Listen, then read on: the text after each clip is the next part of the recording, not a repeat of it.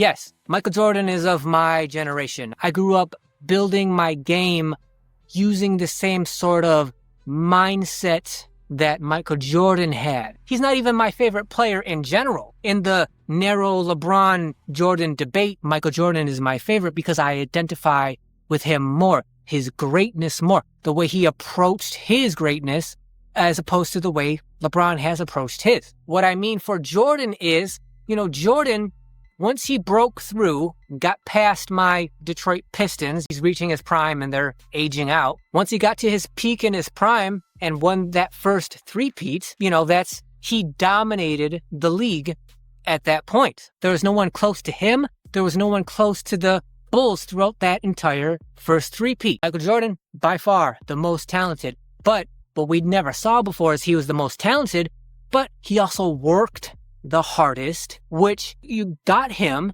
the dominating success that he did. His career path for greatness was like, okay, get through the 80s, get to the 90s, get Phil Jackson and Scottie Pippen, dominate the league, retire, come back, get another three-peat, still the most talented, still works the hardest, still has the most success, the most dominance for another three-peat, and then goes away again. That's Jordan's greatness.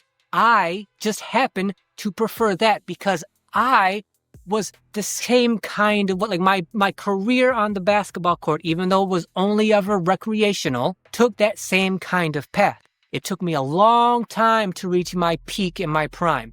But by the time I got there, because I went so hard when I got to my peak in my prime, it was very short-lived, and then I fell off because I drove my body into the ground. So because I did it that way, I relate to Michael Jordan because his whole philosophy, when we're in the 90s and there's no internet and all we can do is read and watch on TV, the information that why Michael Jordan is as good as he is, and the main piece of information is he outworks everybody. He's the hardest practicer. Well, okay, we've never seen him, a player like that, do those kind of things and have that kind of success before. So yeah, me in the 90s, I just went as hard as I could, especially in practice, because that's what Michael Jordan did. For me, it ended up being finally getting to my peak, and then by the time I got there, my body was pretty much riddled with arthritis, and I immediately fell off.